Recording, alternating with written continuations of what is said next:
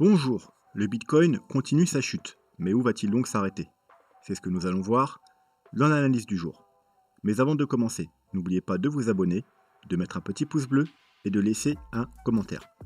Alors comme chaque début de semaine, on va surtout s'intéresser à l'analyse weekly et daily. On ira quand même jeter un coup d'œil sur les petits time frames. Il y a beaucoup de choses à dire vu que ça a pas mal bougé cette semaine. Du coup, on va faire à peu près la moitié, les trois quarts de l'analyse aujourd'hui et je complémenterai demain parce qu'on n'aura pas le temps de tout voir aujourd'hui, sinon la vidéo sera beaucoup trop longue. Donc sur ce, sans plus attendre, on se dirige vers la cryptomap en weekly bien évidemment. On peut voir malheureusement énormément de rouge avec des gros pourcentages baissiers, en moyenne 20-30% sur les altcoins, avec même certains altcoins comme Wave qui nous font un moins 42%. Alors parmi ceux-là, il y a deux trois gagnants. Il y a Save qui nous fait un énorme 72 pour plus 72%. USDN que je ne connais pas du tout qui fait 17%. Et le petit GMT qui continue son pump avec petit 13%. Le dollar malheureusement pour l'instant toujours haussier, toujours en train de travailler le haut de sa zone de rechargement de short. Donc semaine qui va être importante. Voir si on va réussir à clôturer une belle semaine au-dessus pour continuer la hausse. Et bien évidemment, ce sera plutôt bearish pour le Bitcoin parce qu'il faudra s'attendre, pourquoi pas, à aller retester la grosse résistance ici. C'était les deux derniers sommets en weekly.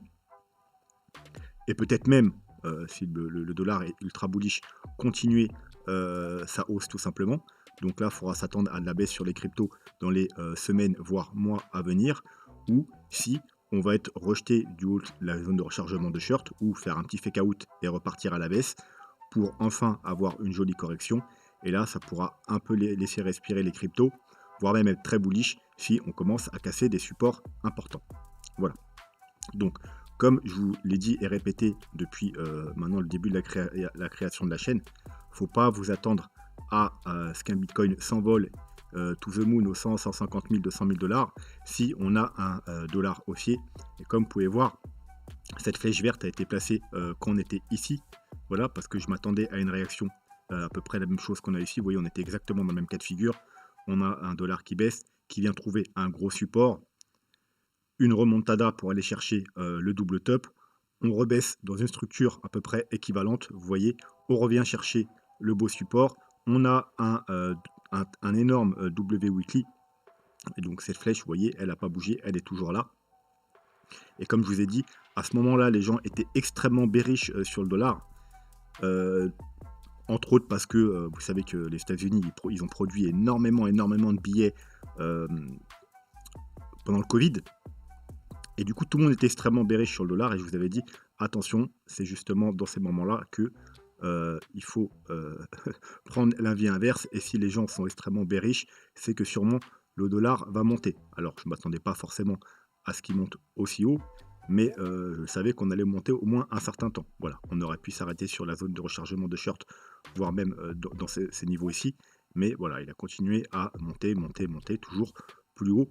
Donc, pour l'instant, c'est toujours extrêmement bearish pour les cryptos. Donc semaine importante, décisive, hein, parce on est vraiment sur le haut de la zone de rechargement de short, également sur le chiffre rond psychologique des 100 dollars.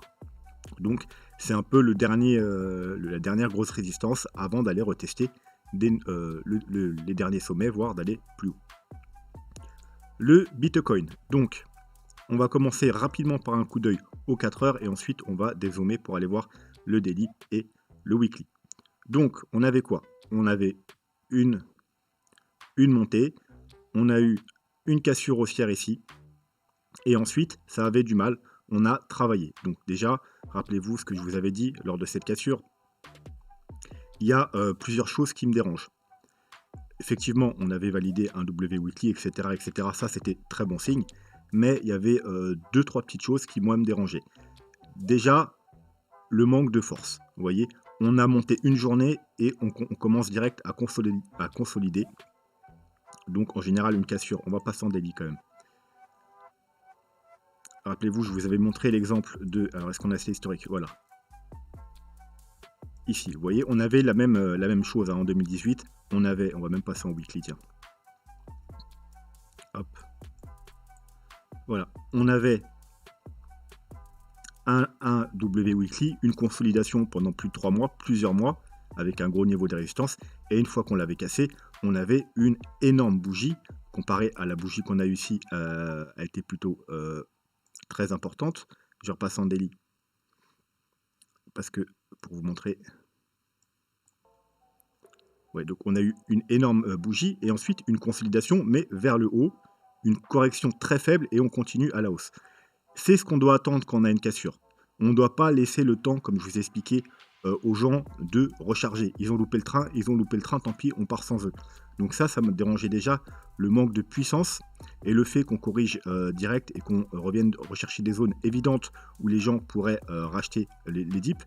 Donc quand on a si le Bitcoin il doit s'en aller en haut, on ne doit pas laisser le temps aux gens d'aller recharger et d'acheter les dips. On ne doit pas aller au 0,382, au 0,5, etc. On ne doit pas plus corriger qu'un Fibo 0,236. Hop, je me souviens bien, je vous avais montré l'exemple. Vous voyez, hop. On vient chercher les Fibo 236 et on repart. Voilà, ça c'est une belle tendance haussière. Les gens attendent le Fibo 0,382, les 0,5, 0,61, c'est un 8. Le retest justement la ligne de coup. Voilà. À aucun moment on va venir retester la ligne de coup et laisser les gens entrer dans le train. C'est pour ça que la semaine dernière, quand on est revenu tester la ligne de coup, je vous ai dit, j'y crois pas du tout, parce que c'est un niveau trop évident, c'est pas la fête. Les gens, alors hop, je vais vous montrer de quoi je parle. Hop, rappelez-vous, c'est sur cette chute ici, je vous ai dit, moi j'y crois pas du tout. Revenir tester la ligne de coup et faire entrer tout le monde dans le train qui ont loupé la sortie, et repartir to the moon, c'est pas possible. Donc je vous ai dit, moi ce rebond, j'y crois pas du tout. Je vous avais mis la zone de rechargement de short, je vous ai dit, ceux qui n'ont pas pris leur profit ici, c'est le moment de prendre de profit, voire de sécuriser vos positions. Et voilà, et effectivement, on a été rejeté de la zone de rechargement de short et on est descendu plus bas. Ensuite, ce qui me dérangeait aussi, c'était également le manque de volume. Alors je vais essayer de trouver le volume.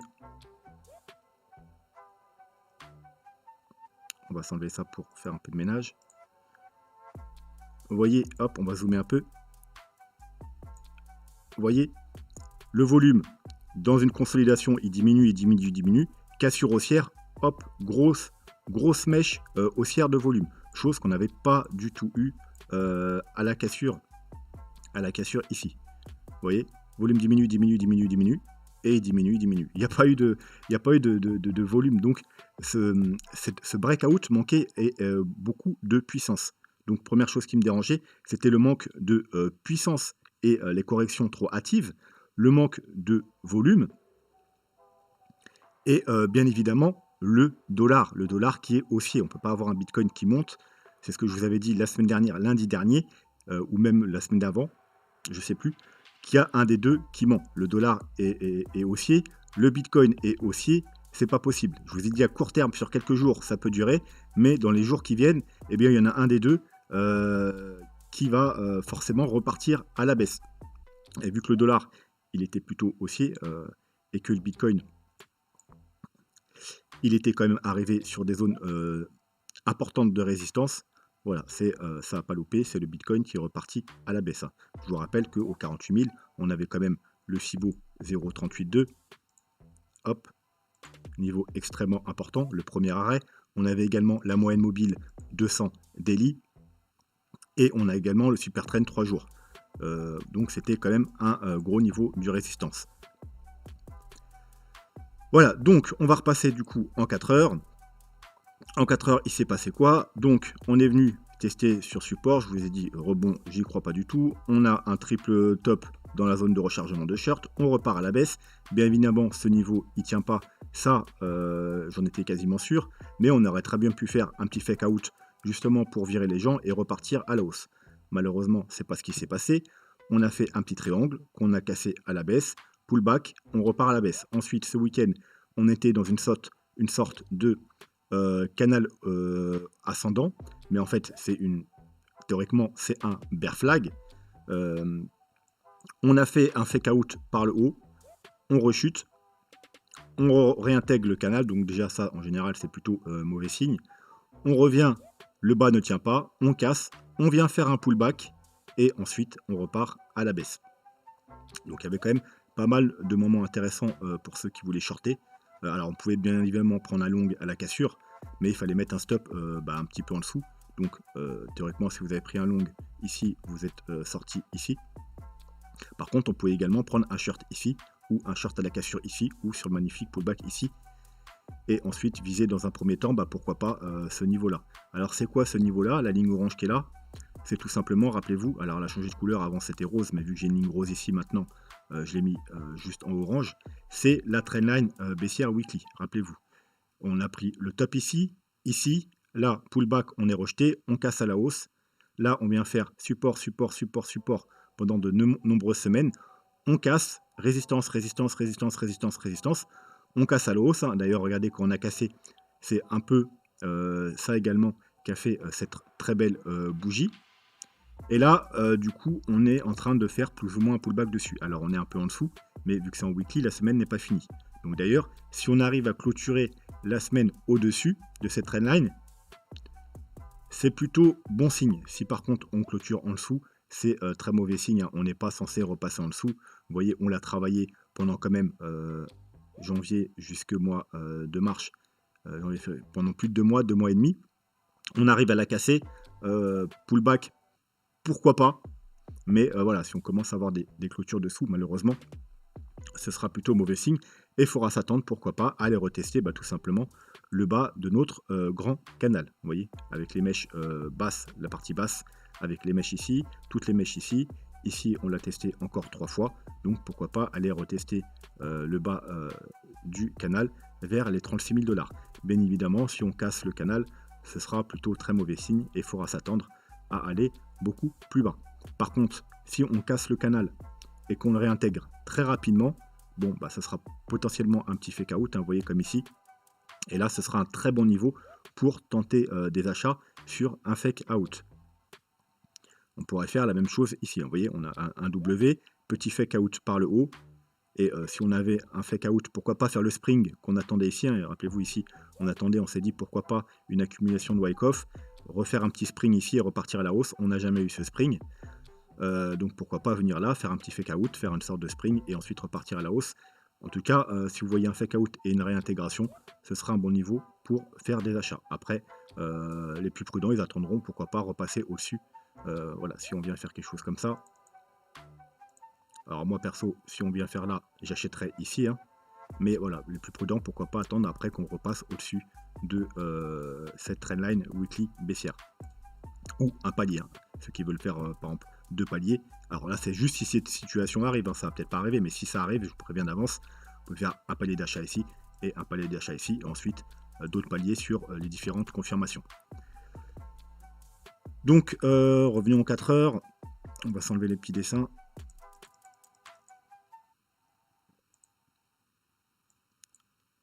Hop.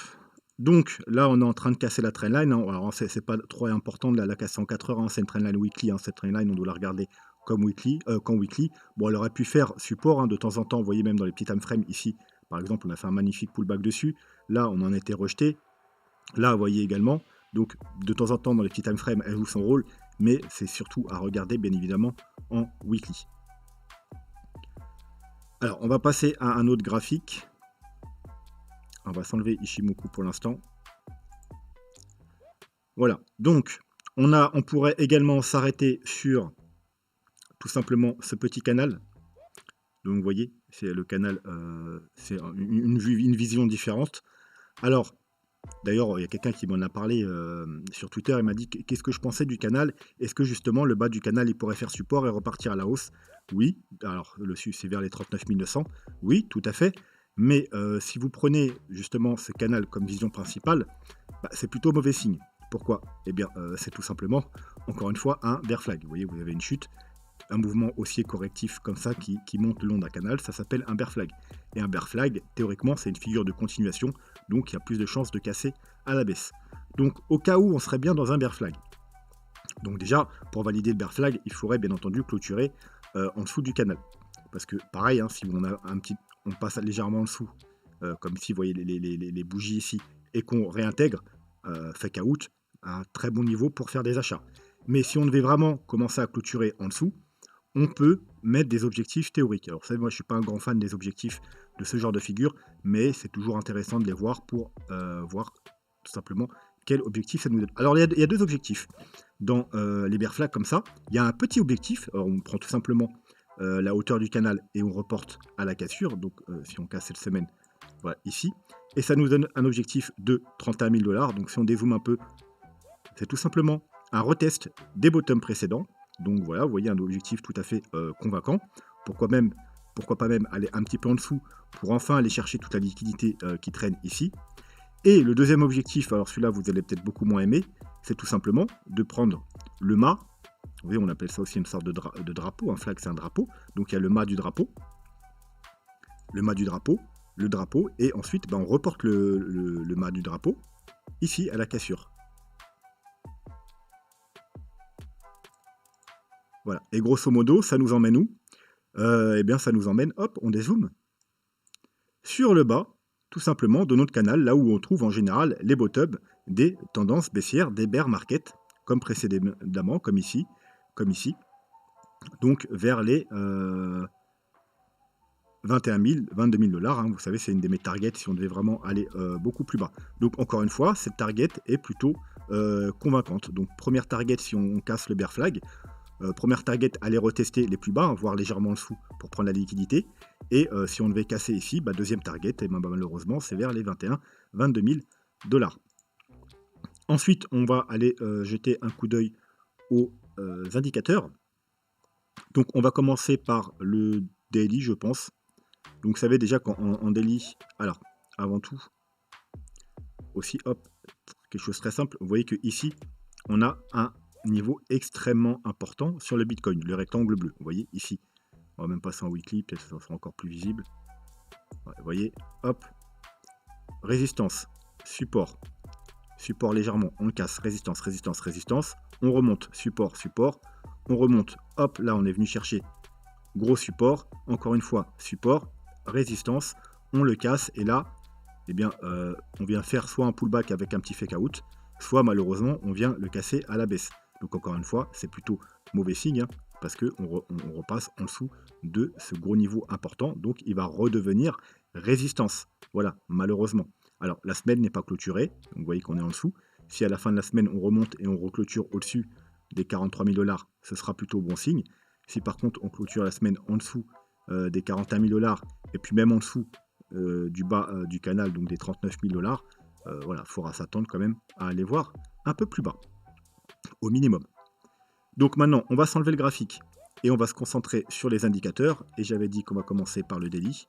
Donc tout simplement, on va commencer par les moyennes mobiles. Voilà. Donc comme vous le savez, on a été rejeté par la moyenne mobile 200. Et comme je vous ai dit, dans les tendances baissières, en général, on peut venir faire des pullbacks. Vous voyez, hop, on a une grosse chute. On vient faire un pullback et ensuite, eh bien voilà. C'est souvent ce niveau qui fait résistance dans les tendances baissières avant de repartir à la baisse. Bon, en plus, ce coup-ci, il était cumulé au 0,382, donc c'était doublement, fallait doublement être prudent sur ces niveaux. Et surtout pas passer à l'achat à ces niveaux, au contraire, prendre des profits, comme vous avez dit, contrairement à les gros youtubeurs américains qui crient bullish to the moon, je prends des trades à 1 million de $.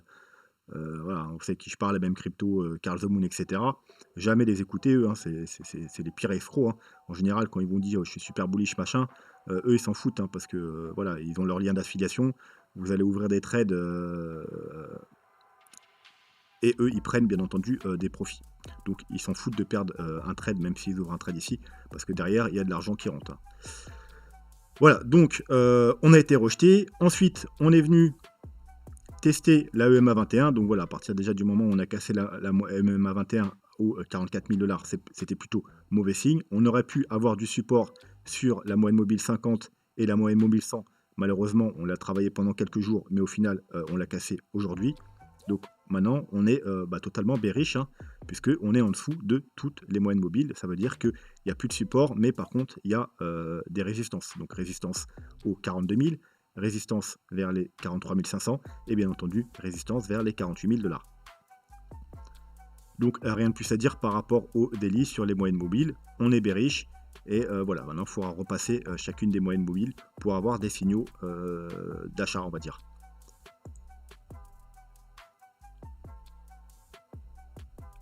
MACD, bon bah rien ne change, hein, on est passé bearish sur le stock RSI ici.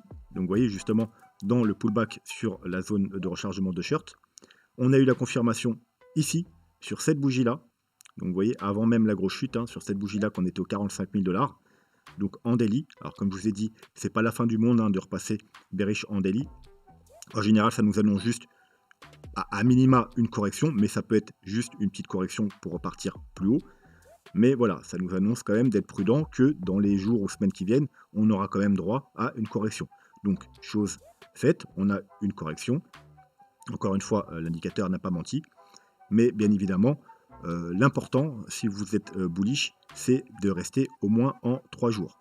Et en 3 jours, malheureusement, pour l'instant, on a eu déjà la confirmation du stock RSI. Vous voyez, on était au-dessus de la zone de surachat.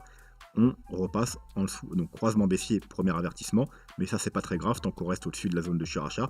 Malheureusement, on est passé en dessous de la zone de surachat.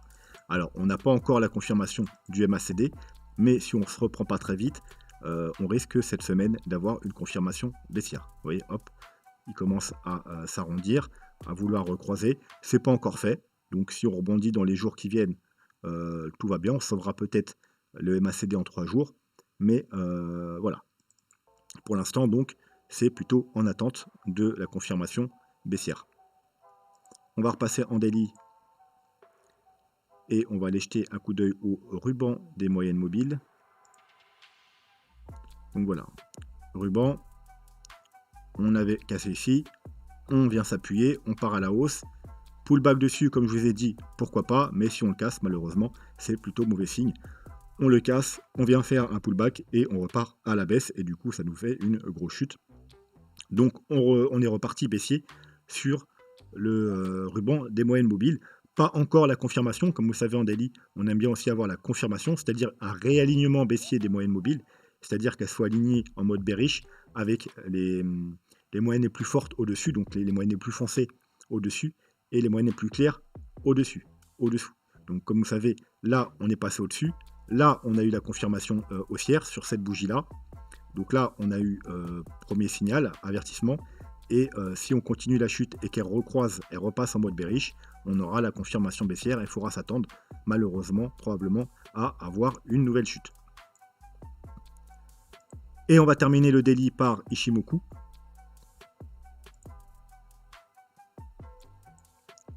Donc comme je vous avais dit, il faudra éviter de casser les 42 000 $, tout simplement parce qu'il y a la Kijun, et qu'on repasse sous la Kijun, on repasse bearish.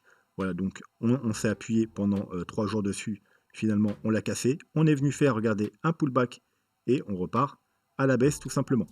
Donc, et comme je vous avais dit, on n'a plus rien jusqu'au nuage, donc les 39 900, on va dire, on dirait aux 40 000 $.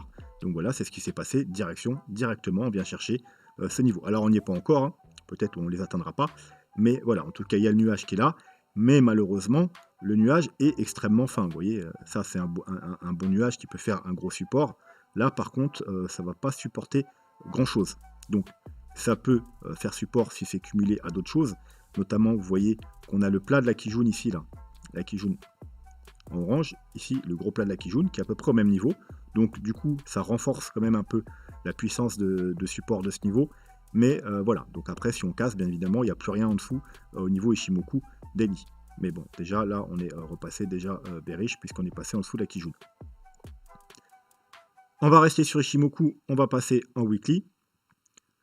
Donc on a été rejeté du nuage, et comme je vous ai dit, hein, en général, le nuage c'est comme ça, il fonctionne comme un aimant. Quand on casse un bas, on vient une extrémité, on est attiré par l'inverse. C'est pareil, quand on repasse au-dessus, on est attiré, et vous voyez, c'est toujours comme ça. On est rejeté ici, on revient tester le bas. Donc quand on était rejeté ici, je vous ai dit, il y a des chances qu'on ait retesté le bas du nuage. Bon, c'est chose faite. Au passage, vous voyez qu'on a cassé la Kijun. Donc encore une fois, on pourrait trouver du niveau de support dans les 39 800. Vous voyez, c'est le même support que daily, 39 800, 39 900. Niveau à éviter de casser, bien entendu, parce que eh bien, on n'a plus rien en dessous. Encore une fois, on n'a plus de support en dessous. Parce que tout simplement, on est déjà en dessous de la Kijun, qui est aux 51 000 $. On est en dessous de la Taycan. Il y a le dernier le support de la dernière chance, on va dire, aux 39 900 $. Et ensuite, il n'y a plus rien. Donc, pareil, encore une fois, si on vient à casser comme ici, et on réintègre très rapidement bon bah ce sera plutôt bullish et on peut même tenter des achats sur le fake out. Si par contre on commence à avoir des clôtures sous le nuage, il faudra s'attendre malheureusement à aller chercher plus bas. Comme vous pouvez voir aussi, je vous avais parlé de la lagging span, qu'il fallait être prudent ici parce que, alors non seulement vous savez qu'on avait les 0,38,2, la moyenne mobile 200, le super trend 3 jours, mais on avait également le haut du nuage bien évidemment. Et sur la lagging span, alors c'est la ligne blanche, hein, je vous rappelle, c'est une sorte de moyenne mobile avec 26 périodes de retard. Eh bien, on avait le cours du prix en résistance. Et vous savez que pour repasser totalement bullish, faut que la lagging span soit au-dessus du cours du prix et pas en dessous. Donc là, on était en dessous. Donc il jouait résistance, mais on avait une triple résistance. On avait le cours du prix, la Kijun et la Tenkan. Donc ça nous faisait une triple résistance dans cette zone-là. Malheureusement, on n'a pas réussi à casser. Si on aurait réussi à casser ce gros niveau de résistance et avoir des clôtures au-dessus du nuage, bien évidemment, il restait la Kijun aux 51 000 $, niveau très important, et ça on en a parlé et reparlé, mais ça aurait déjà été extrêmement bullish. Et si on aurait cassé les 51 000 $, ça aurait été d'autant plus bullish. D'ailleurs, vous voyez que maintenant, le haut du nuage, il s'aligne avec la Kijun. Ça renforce encore le niveau des 51 000 $. Donc si on devait avoir un rebond dans les jours qui viennent, il y aurait un gros objectif ici. Donc si on devait aller faire des nouveaux plus hauts, bien entendu, hein, si c'est juste un dead cat bounce, un petit rebond pour aller chercher les 0,38,2 de cette chute ou ou la zone de rechargement de cette chute. Hop, alors juste je vais mettre pause parce que j'ai une alarme qui sonne. Ok, c'est bon, c'est juste le Bitcoin qui repasse un peu bullish, enfin qui repasse un peu bullish, qui rebondit légèrement. Rien de très important. Donc, comme je vous disais, si on a un rebond conséquent et qu'on doit aller faire des nouveaux plus hauts, il faudra être surtout extrêmement prudent à ces niveaux, aux 51 000 $, parce que déjà vous savez que c'est un niveau très important, mais on aura en plus maintenant, déjà sur Ishimoku, en plus de la Kijun, on aura le haut du nuage. Et bien évidemment, on aura toujours aussi le Fibo 0,5. Alors je vais vous le remettre. Le Fibo, hop, 0,5. Vous voyez la ligne orange, c'est le Fibo 0,5. Donc on aura une triple résistance ici, Kijun weekly, et c'est du weekly en plus, hein. Nuage weekly et Fibo 0,5. Voilà, donc ce sera un niveau où il ne faudra surtout pas s'enflammer. Par contre, si on passe ce niveau, eh bien ce sera plutôt extrêmement bullish. Alors bien entendu, il faudra faire gaffe parce que la zone de rechargement de short au-dessus, mais moi je serais extrêmement bullish si on arrive à passer les 51 000 $. Voilà, donc ça c'était pour Ishimoku. On va aller jeter également un œil. Alors au MACD, il n'y a pas besoin, hein, on est toujours bullish, hein, pour l'instant, vu que en 3 jours, on n'a pas encore eu la confirmation baissière, bien évidemment, en weekly non plus. Donc là, on est toujours bullish, hein, on est au milieu de nulle part. On a un croisement baissier, mais vous savez que les croisements, quand ils se passent dans cette zone-là, on n'en tient pas compte. On tiendra compte seulement si on repasse en dessous, bien entendu, de la zone de survente. Le MACD, lui, alors il commence à nous donner des signaux de faiblesse. Vous voyez, dans une belle tendance haussière, normalement, on doit avoir des bougies vertes, et bien vertes, pas la verte claire, de plus en plus foncée. Là, on a une bougie vert clair, ça veut dire un ralentissement, une correction, une consolidation. Il n'y a pas encore de confirmation baissière, puisqu'on n'est pas repassé en bougie rose, mais voilà, ça nous incite quand même à la prudence. Les moyennes mobiles. Donc, voilà, en plus, encore une fois, au niveau des 48 000, 47, 48 000 $, on avait également les doubles moyennes mobiles. La semaine dernière, je vous avais dit, semaine décisive pour le Bitcoin, tout simplement parce que on avait eu il y a 2 semaines une clôture très légèrement au-dessus, ici. Ensuite, on a attendu de voir si ici on allait avoir une confirmation haussière. Malheureusement, on a eu une bougie d'incertitude avec une petite mèche en dessus, une petite mèche au-dessus et un petit corps tout plat, donc une bougie d'incertitude. Donc on avait dit la semaine dernière, cette semaine, c'est une semaine décisive.